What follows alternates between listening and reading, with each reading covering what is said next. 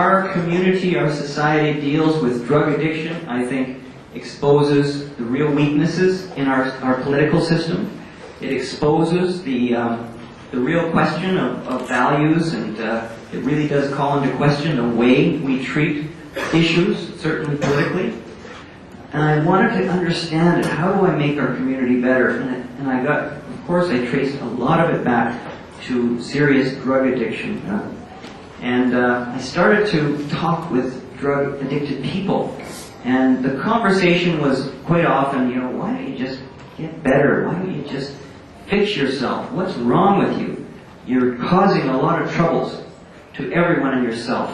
And as I was participating in those conversations, I started to think, I remember this conversation, I remember it in my past. And I remembered after I became a quadriplegic in a skiing accident, that people used to say the same thing to me. What's wrong with you? Just get up. The guy in the next bed, he got up, he walked away because he wanted to. What's wrong with you? And I started thinking about the issue of disability. And the social history of disability is about 400 or 500 years ago. Disability, physical disability, was a moral issue. The sins of yourself or your fathers, the lack of willpower, the lack of faith, it was a moral issue. People with disabilities were cast out of the city. They were in fact burned at the stake. A high level of descendants of people who were burned at the stake, in fact, had Parkinson's disease. So people, we moved beyond that. We moved to disability as a medical issue, and where it was a sickness. But disabled people were run by medical bureaucrats and doctors. And then a few decades ago, somebody said, I'm not disabled. I'm not sick. I'm disabled. Sickness is a short-term problem you fix. Disability is a long-term problem you manage. And because somebody asked that impertinent question, I'm the mayor today because I was given the chance to help manage my disability. I remember a high school friend, Robert. Both of us were engaged in risky behavior. I was skiing, and people would say to me, do not ski like that. You are going to risk your health or others. And I continued, and sure enough, I became quadriplegic. Robert was playing with drugs. He was doing it with friends, and they said, be careful, you may risk your own health. And he actually became a drug-addicted person. Both of us were engaged in risky behavior. I don't see the moral difference. In fact, the culpability was me. I was risking other people's health, not Robert, who was simply risking his own. I benefited from the medical system. They took me to rehab. They gave me a wheelchair. They gave me welfare. I got social housing. They gave me education. Robert went to jail. He got none of that. He got no support for his disability. So I believe that there is a very interesting analogy. Whereas physical disability has gone through a 500-year evolution, with drug addiction, for those who it actually is a disability, it's all been compressed into a couple of decades. And we see some people saying it's a moral issue. And at the same time, people are saying it's a medical issue. I don't believe in either of those. I believe it's a management issue. And I've been telling the people with drug addictions, the Vandu group, I said, don't let them trap you into saying this is even a medical issue. It's not. It's a disability issue or a management issue. You've got to move beyond that. You need help to deal with your issues, whether that be a drug addiction or other underlying issues.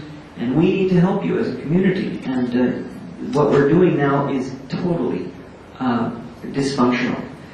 I had friends, I had parents who wanted me to engage in an abstinence program. They didn't want me to have a wheelchair. They didn't want me to have support for my disability. And if I had gone to that abstinence model, I don't know, I'd be as dysfunctional as we see some of the situations now with drug addiction. You represent the opportunity for us to stop hiring people with guns and chasing disabled people around and putting them in jail.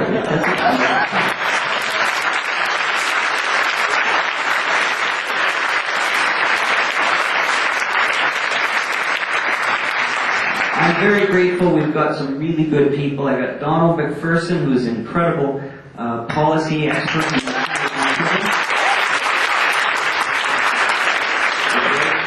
you, Donald. And Donald and I have been working together to come up with an idea, chronic addiction substitution treatment, CAST. It will have 5 research trials, up to 1,800 people with addictions. And we've done a little calculation, and we have figured out that if all 1,800 people are receiving either amphetamine or stimulant or opiate substitutions, it would take $50 million of revenue out of organized crime.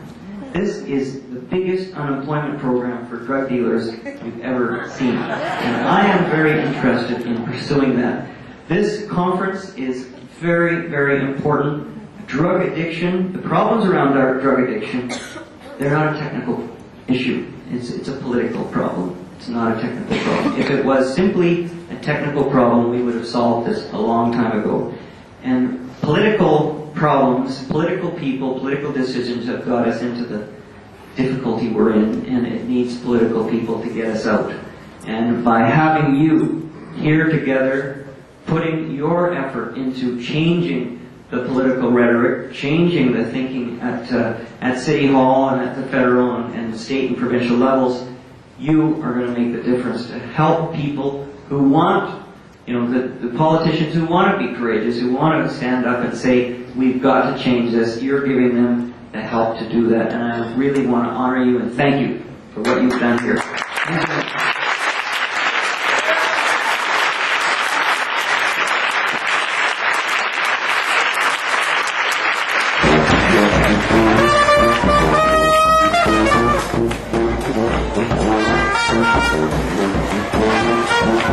Thank you.